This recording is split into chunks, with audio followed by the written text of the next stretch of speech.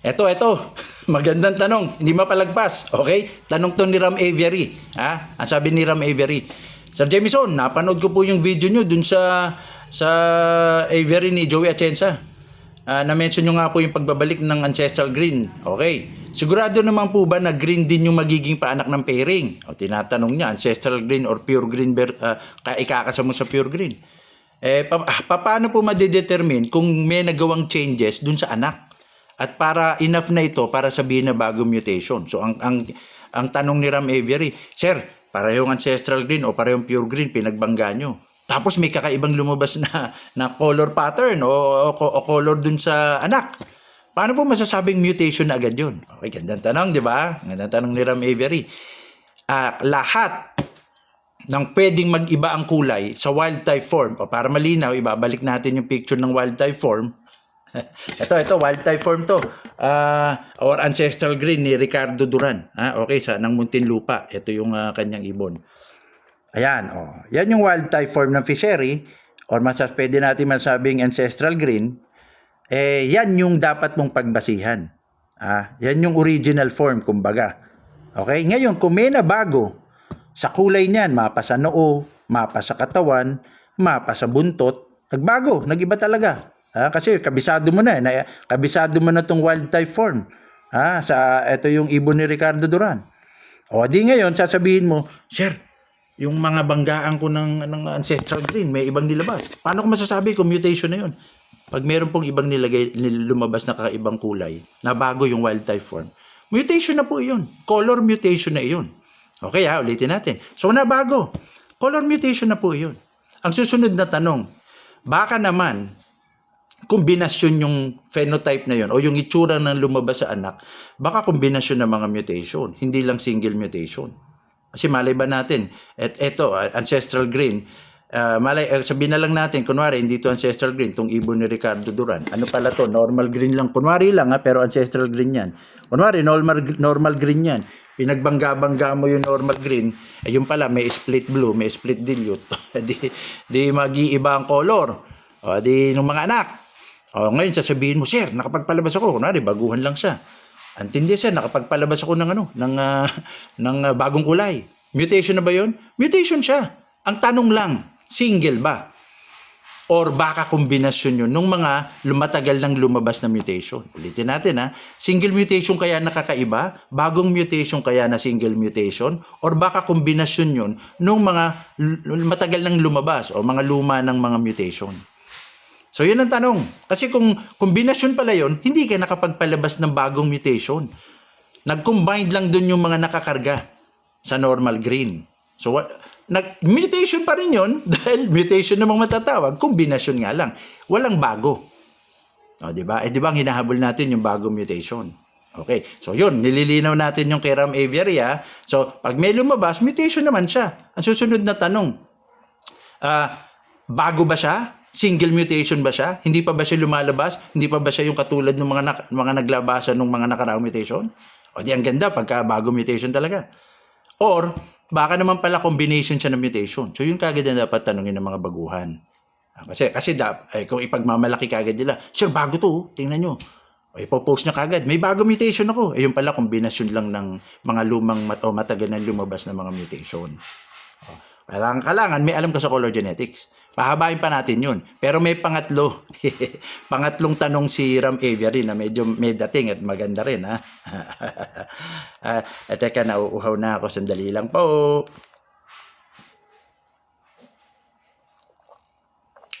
Sarap naman ng malamig na tubig sa mainit na summer. Kasing sarap ng mga star senders natin. Jam Avery, 10 stars. Jonathan Torres, 10 stars din. Josh Avery, 5 stars kung ako nagkakamali. Andyan si NBN, Avery, 1 star. Erwin Asuncion, 1 star. Nelson Faustino Balagtas din yata, 1 star din. Sino pa ba? Baka may nakalimutan ako. Anyway, salamat sa mga star senders. So ito yung pangatlong tanong ni Ram Avery na medyo nakakakiliti. Okay. Sir, any changes sa katawan? Sa katawan nila, sir, gaya ng mata, paa, balahibo, ano pa kaya ang pwedeng gawing basis para malaman na potentially bagong mutation yung kakaibang ibon na hawak ko? Okay. So ang tinatanong naman niya dito sa katawan na. Hindi lang sa color, hindi lang sa color mutation. Ang tinatanong niya, mutation po ba 'yun? Bagong mutation ba yung kakaibang ibon na hawak ko? Lagi ko pong uulit-ulitin to simula ngayon kasi mukhang hindi malinaw sa karamihan. Ang mutation po, hindi lang po color mutation. Ulitin po natin Ang mutation, hindi lang po color mutation. Pwede ring bodily. Yung physical na katawan, mutation din po iyon. O, ayun, malinaw lang. Kaya lang tayo pa ulit-ulit na color mutation dahil yun naman po yung interest ng ating mga breeder tungkol sa kulay ng balahibo. Ayun ang interest kaya color genetics. Pero ang salita o terminong mutation, applicable din po sa katawan. Nabago yung katawan, hindi lang yung feather. Okay? So ano yun? Tingnan natin mabuti yung laruin natin ang ating mga ang ating utak. So, 'di ba? Ito. Oh, 'di ba? Ang linaw, yan yung wild type form. Ngayon, ang sabi ni Ram Avery, paano sir kung lumalabas na na bago na yung katawan? Mutation pa rin ba? Mutation pa rin. Oh, kunwari lang. Humaba yung buntot ng ating African lovebird. Humaba yung buntot. Oh, ito. Oh, ayan, 'di ba? Ang ganda, humaba ang buntot. Oh, ang cute. Ang cute naman, parang na ba 'yan? Parang Indian ringneck ang buntot. Oh, mutation din po 'iyan. So, malinaw, humaba yung buntot. Ang cute Mutation din. Ayan O bodily mutation na 'yan, walang kinalaman sa kulay, Oh. Eto, sunod na natin, sir. Humaba din yung beak nila Sir, meron ako na-produce, humaba yung beak. Mutation din ba yun? Ayan ba yung sinasabi mo? Ayan haba ng beak. Ibig sabihin, walang kinalaman yan sa kulay, humaba yung beak. Mutation din po iyon na masasabi. Okay? Bodily mutation or physical mutation. Hindi siya color mutation. Sir! Sir, ang tindi. Talagang ito, pag naparami ko. Malaman, jackpot. Sir, may kakaiba nangyari sa mata, sir, nung African lovebirds ko. Ganun ba? Tingnan nga natin. Ayun, nakapag-mutate din pala siya ng naglalakihang mga mata ng African lovebirds. Parang na to, kwago. Ayan, mutation din po iyan. Okay, nililinaw lang natin. Sir, nagtataka ako, sir, hindi ko naman kinasa sa mga manok na mahaba ang paa. Sir, nakapagpalabas ako, sir ano ba yan? Tingnan nga natin. Ay, sir, ang haba naman. Ayan, sir. Ayan. Tingnan nyo gaano kahaba ang paa ng mga African lovebirds ko. Ayun, mutation din po yan. Bodily mutation. Mutation din ang tawag dyan. Okay? Sir, isa na lang, sir. Jackpot ako, sir. Bakit? Mutation bang matatawag to, sir? Okay na tumingin para wala kayong masabi, sir. Tingnan natin. Ayan, sir. Nagkaroon ako ng crested na African lovebird, sir. Ang ganda naman. Tingnan nyo mabuti. Panalo. Mutation din po iyan. Okay, Ram Aviary, nililinaw natin. Mutation din yan. Ngayon, anong susunod na tanong sa nagagandahang mutation na pinakita ko sa inyo? Namamana ba? Okay, namamana ba o naipapasa ba sa mga anak? Yun ang tanong. Di ba? Recessive kaya yan, dominant, or kahit na ginawa mo ng back-to-back. Kunwari, back-to-back crested African lovebirds. Ayun naman.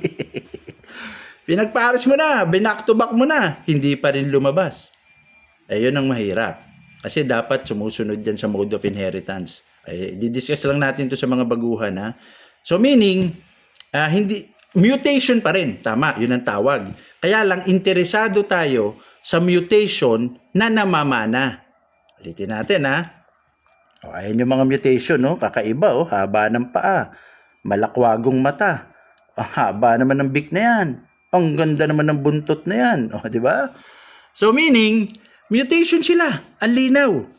Kaya lang, tayo po ay interesado sa mutation na namamana. Kasi kung hindi namamana, parang one time, big time lang yun. Wala nang kasunod. Di ba? So, ulitin natin mutation pa rin ang tawag doon. Kaya lang bilang breeder, interesado tayo dun sa dapat na ipapasa sa anak. Okay? So yan nililinaw natin yung distinction. Mutation pa rin po ang tawag doon. Kaya lang ang tanong, may mga mutation kasi na naipapasa sa anak. Okay? Pero may mga mutation na hindi. Yun nga, kahit na i-back to back mo na. O, di ba? Nag-back to back ka na ng crested African lovebirds mo. Pero hindi namana. Kung namana, di siya ganun ka. Jackpot! Huwa!